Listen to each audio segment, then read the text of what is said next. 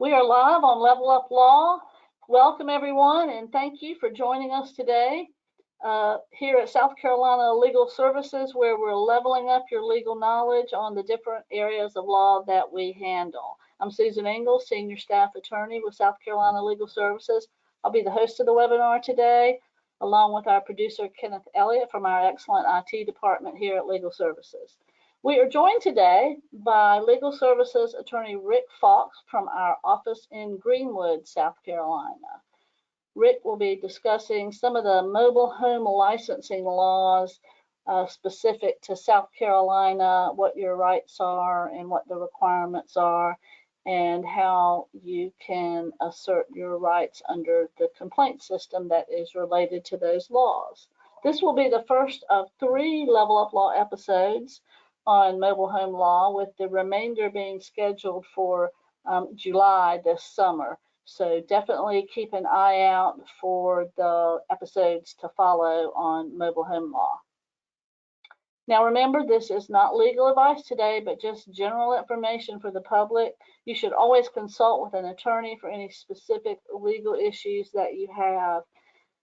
At the end of today's presentation, as always, we'll provide information on how to apply for free legal assistance at South Carolina Legal Services in the event you have an issue with mobile home situation or some other legal situation that is the type that we handle. We'll also be providing information on our public information and resources that's available on our websites. As always, a recording of the webcast will be posted on our YouTube channel later this week, along with the slides that Rick will be using today. I do encourage you to subscribe to our YouTube channel. That's very helpful to us to make sure that you sign up for the alerts as well, so that you can get notification anytime that we are posting a new video. Again, thanks everyone so much for joining us today. And Rick, let's get started. Yep, thank you, Susie. I appreciate that. Let me see if we can get this. There we go. All right. Today, we're going to be talking about the state licensing laws protecting the consumer in manufactured housing. South Carolina leads the nation in percentage of mobile homes at 18.8%, I believe a survey in 2004 determined. That's 1 out of every 5.5 homes in South Carolina is a mobile home. South Carolina has enacted certain laws restricting and governing the manufacturers, the dealers, the contractors, the installers, and the repairers, so that the consumer will be protected. Today's presentation is going to be fairly dense in law and regulation. I'm not going to read everything that we see. I just want to point out the highlights. And as Susie mentioned, this is going to be available on the YouTube channel, so you can go back and review it. And of course, you can ask me or Susie any questions. I have a last minute hearing that I have to run to right after this presentation, so we won't be able to take any questions today, but feel free to email me or Susie, and we'll be glad to answer as best we can. In South Carolina, the statutes that govern the licensing and regulation of the mobile homes and manufacturers of those homes is in Title 40 and Title 31. Title 40 has to do with the licensing and regulation of the manufacturers and the dealers, and Title 31 covers the licensing of the mobile homes themselves. Section 2930 sets forth the licensing requirements, and to whittle it down to the bare bones, no person in the business of selling, installing, or repairing manufactured housings can do so without having a license.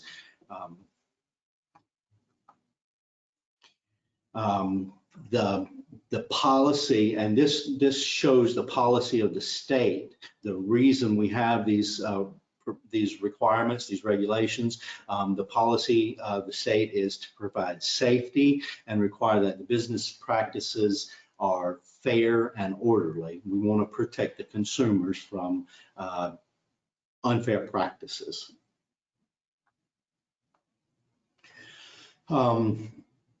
Section 20 lists some of the definitions that we will be using. I don't think we need to go over every single detail. The important ones are the salesperson, the installer, the manufacturer builds the home, the dealer is the one that sells the homes or displays the homes. And it's important to note, and I think there's another slide later, that when it comes to displaying or selling the homes, the dealer, that also includes lease purchase transactions. So if a person has 3 lots and installs 3 mobile homes and then sells those 3 mobile homes, that person should be licensed as a dealer. One of the main groups that we need to be aware of is the South Carolina Manufactured Housing Board. This is the state administrative agency, and they're responsible for carrying out federal standards and construction acts. They oversee the handling of the complaints and determine what is a manufactured home. And if you want to look into that definition there, the manufactured home, it's a structure that is 8 feet wide or more and 40 feet long or more, and has a total of at least 320 square feet, and that it's on a permanent chassis, and it's meant to be moved, and that it is self-contained so that it can be connected to all the utilities on site. And of course, the consumer is the person who purchases a manufactured home or mobile home, anything other than resale.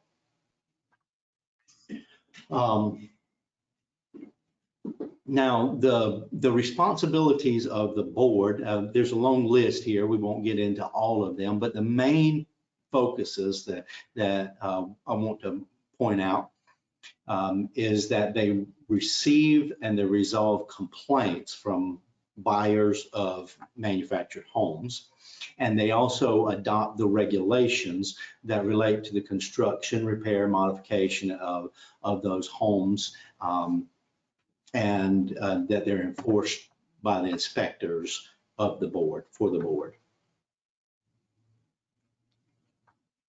What defines a dealer?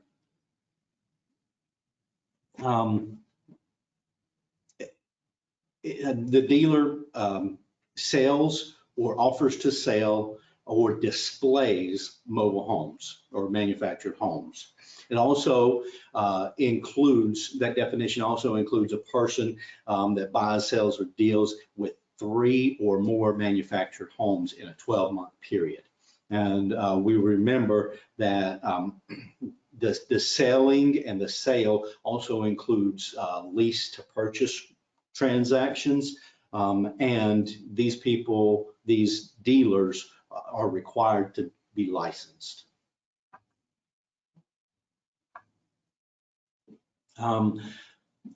Section 40-29-80 sets forth the reasons for suspension, revocation, or restriction, or even denial of a license. And I highlighted some of the most important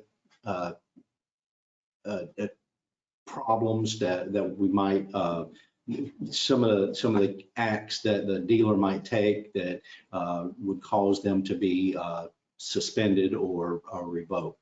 And that is deceptive advertising, anything going beyond the scope of their license, misrepresentation in obtaining their license, misrepresentation in a transaction selling a mobile home, failure to comply with the warranty requirements, the warranties all being spelled out by this chapter and other regulations.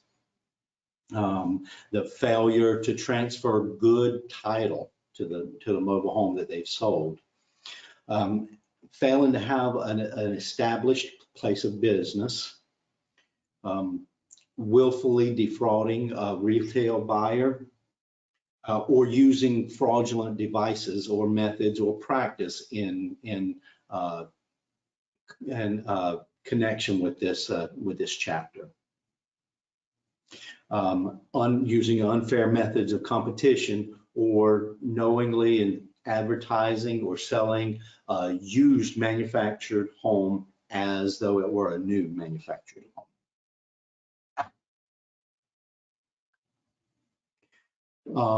The section 40-29-180 lists this as a misdemeanor, and violations of this chapter carry a fine of $1,000. Now that's $1,000 per incident, per occurrence, up to a maximum of $1 million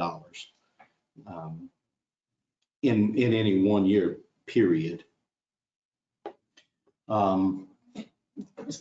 Section 40-29-190 states the civil penalties, that it does not exceed $1,000 for each incident, with a maximum in any 1 year time period of not more than $1 million. So it's a potential to have some serious repercussions for the dealers or sellers or manufacturers that fail to comply with this statute. Yeah, I think I'll jump past it. There we go. All right.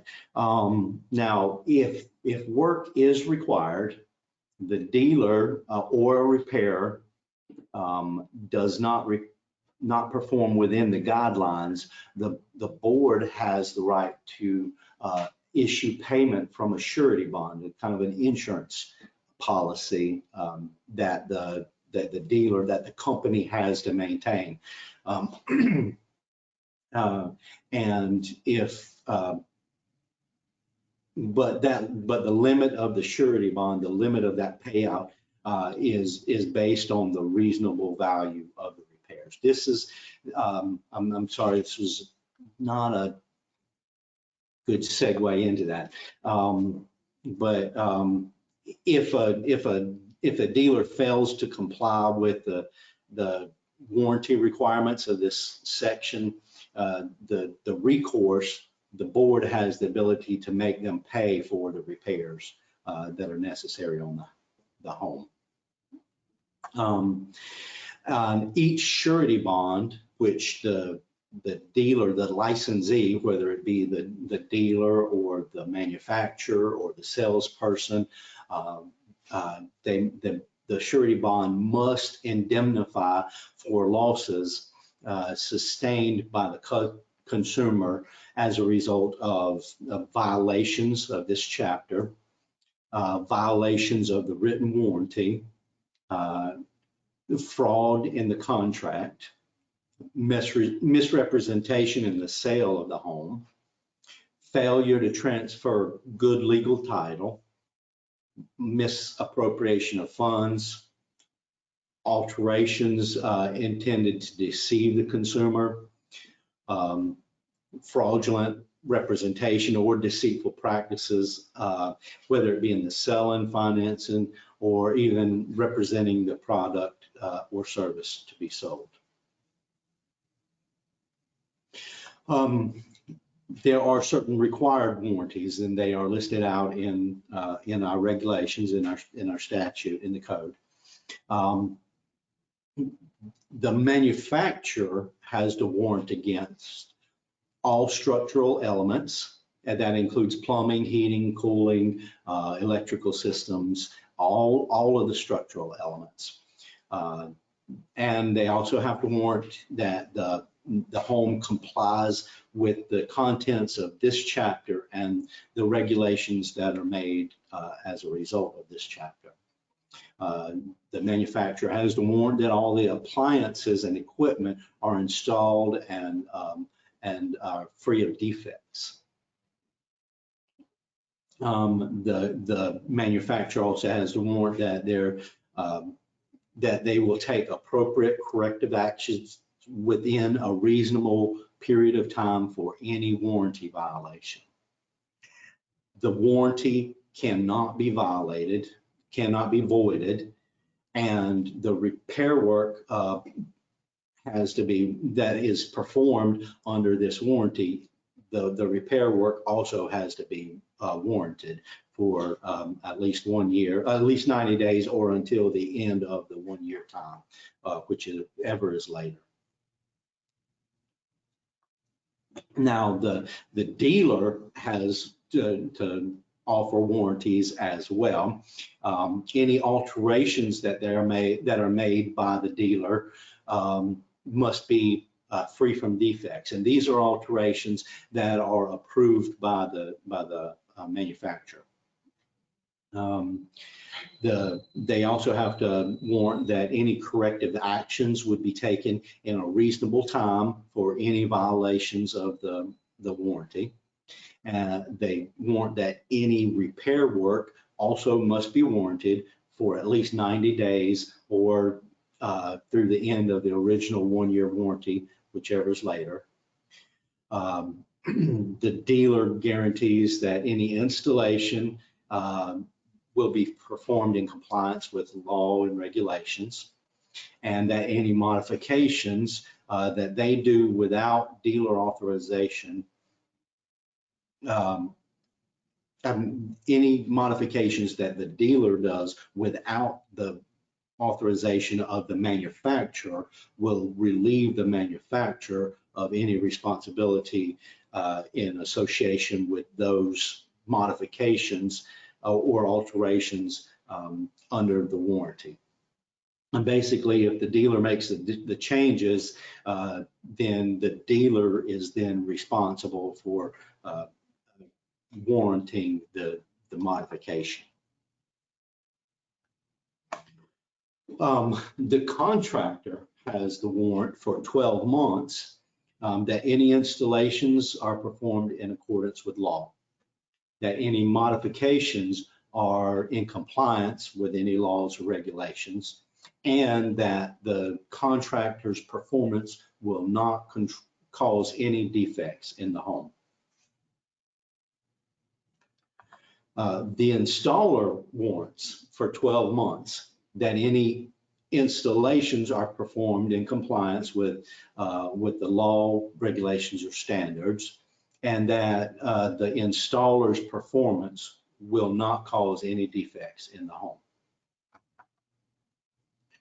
The repairer guarantees warrants for 90 days after the completion of the work that the modifications or repairs have been performed in compliance with the law and standards, and then the repairer also warrants that his performance will not cause any defects in the home.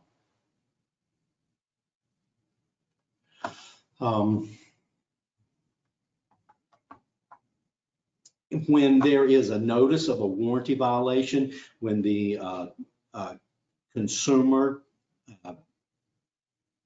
tells the dealer or the contractor, whoever, that there's been a violation of the warranty, it is required that corrective action be taken.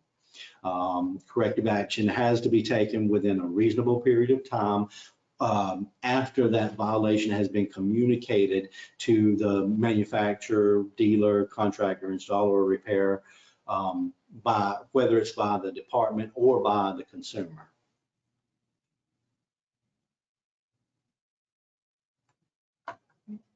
And that the licensee is the manufacturer is a licensee, the dealer is a licensee, the contractor, the repairer, the installer, they all are required to be licensed. So we'll refer to them communally as the licensee. So it doesn't matter which one we're talking about, they're all a licensee. So the licensee must correct any defects within 30 days of a receipt of written notification. Unless it's imminent safety hazard or to life and health, and it must be corrected within 5 working days. Now, this includes, but it is not limited to inadequate heating in freezing weather, failure of the sanitary facilities, the bathroom, the toilet, electrical shock, leaking gas, or other major structural failures. I would point out that air conditioning is not on that list, but I would refer you to the point where it says it's not limited to, because there's a strong argument that, you know, if it's 100 degrees outside and you're inside a metal box, it's kind of a safety hazard to not have air conditioning.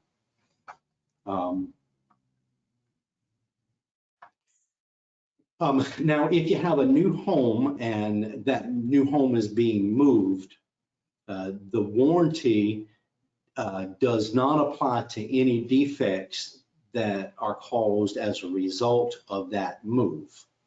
Now, you have whoever moved, the dealer has to give a conspicuous notice of this section to the consumer at the time they sell the home originally.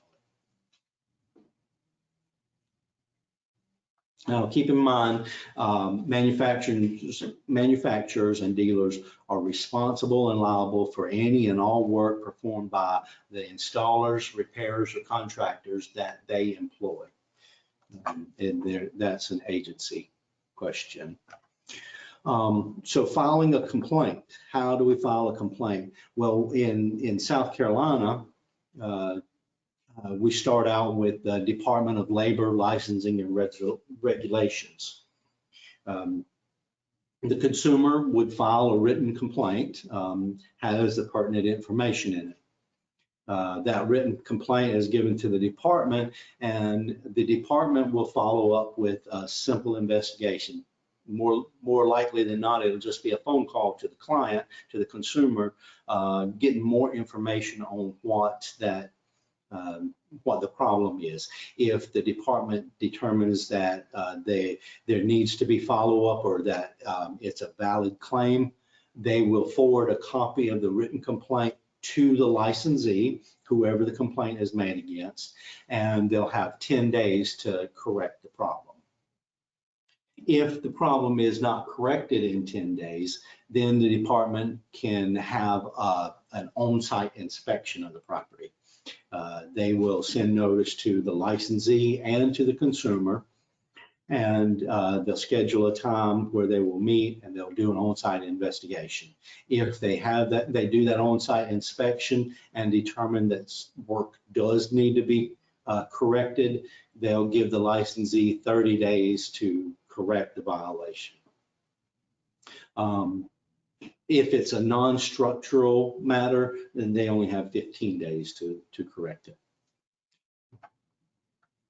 And if the licensee doesn't complete the task, doesn't correct the violation, then they will have an administrative hearing in front of the board.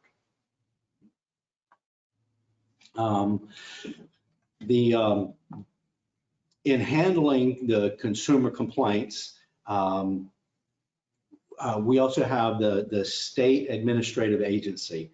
And as we mentioned earlier, that agency is the South Carolina Manufactured Housing Board. So we just spoke about the licensing, labor, and regulations and how to make a complaint there. And this is the handling of a complaint through the state administrative agency. because there are also federal laws, such as the National Manufactured Housing Construction and Safety Standards Act of 1974. And of course, we have HUD, which is the Department of Housing and Urban Development. And as South Carolina law relates to federal law, that would be overseen by the state administrative agency, which is, as I just said, the South Carolina Manufactured Housing Board. So there are complaint. You can make a complaint through the federal law to the board, and they are required to investigate the complaint within 20 days, and then determine what the manufacturer is responsible for.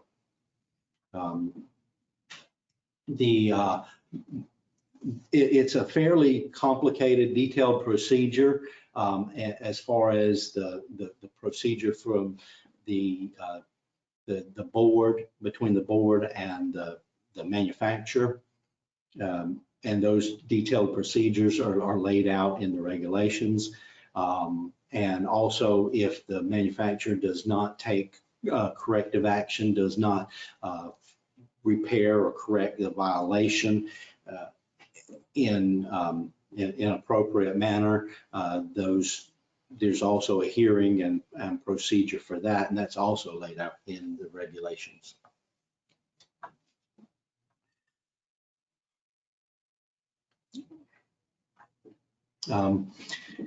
In addition to other remedies that are laid out in this chapter, the board also has the ability to issue a cease and desist order. They can petition an administrative law judge for a temporary restraining order or some other equitable relief to correct these problems. Now, things are a little bit different when a home is purchased from an individual owner rather than from a dealer. South Carolina law still has requirements as far as liens and taxes. If the purchase of a home from an individual is being done by a bank, the bank will usually take care of most of that stuff, make sure all those details are taken care of. But in the event that it's an individual buying from an individual and it's not being financed, there's a list of things that here that really need to be taken care of, specifically like any outstanding liens, property tax, make sure the home is registered, determining whether the home can stay on the land or if it has to be moved, make sure all the utilities are paid, and of course any interaction with zoning laws and ordinances. Title 31, as we mentioned earlier, has to do with titling or licensing of the mobile home. And the mobile home has to be licensed within 15 days of being brought into the state or purchased or relocated. And in order to get the license, you have to have a copy of the title or or at least the application for to get the certified copy of the title. And you have to have this license before you can connect to electricity. And the electric company is responsible for making sure that you have that. And they will have to have a copy of that before they will make that connection.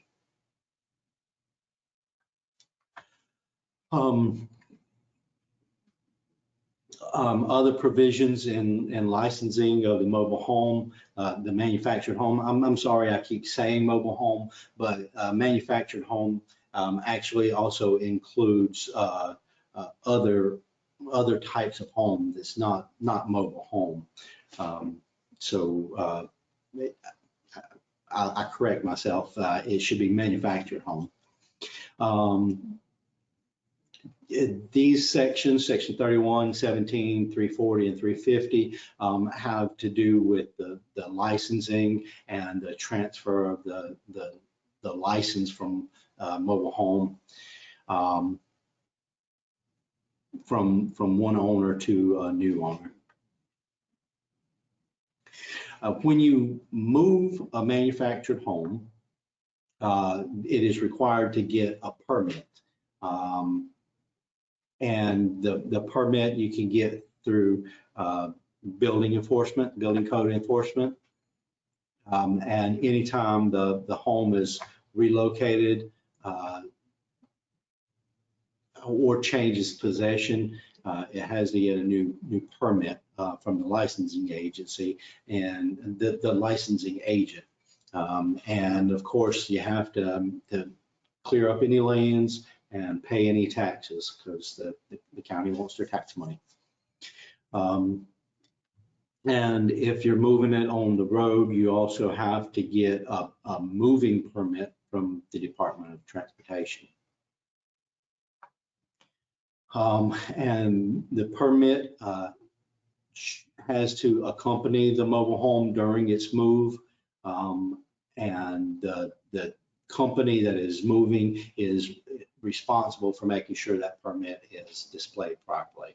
The moving permit shall accompany the mobile home while it is being moved, the responsibility of the mobile home transporter, and submission of the moving permit to a licensed agency of a new county.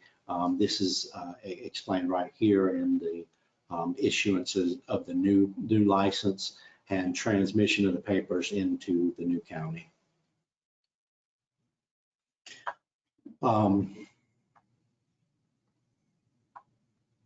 The applications and permits have to be given to the county assessor. There are penalties for violating any of these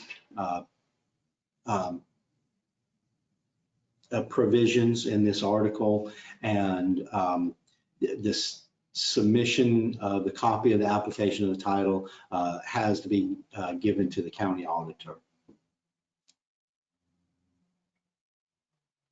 Getting the title to your mobile home in your name, of course, you have to pay the lien, you have to clear up the liens, you have to pay the sales tax and the property tax. I would point out here also that the application for the title, the form SC DMV form 400, that is the exact same form that you get when you transfer title to a car. So the title to the mobile home is exactly the same as the title to your car. I would also point out that you have to pay property tax. I'm sorry, you have to pay the sales tax. Of course, you have to pay property tax too, but you have to pay the sales tax. The sales tax, I believe, is right now 5%, and it's capped at $500. So you pay 5% of the sales price up to a total of $500. And of course, if you get an energy efficient home, then that tax is capped at $300.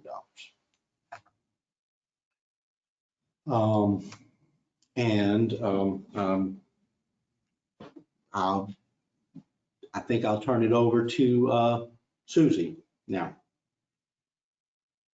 Thanks so much, Rick. Wow, that is a lot of good information about all the procedures and requirements for licensing not only the mobile home in South Carolina, but licensing the manufacturers, dealers, and all those that are related to the buying, selling, installing, moving, and repairing of a mobile home. So great information, and thanks for having all that detail. I know it's a lot of detail, but it's important information for people to have. So thanks for an excellent presentation on that.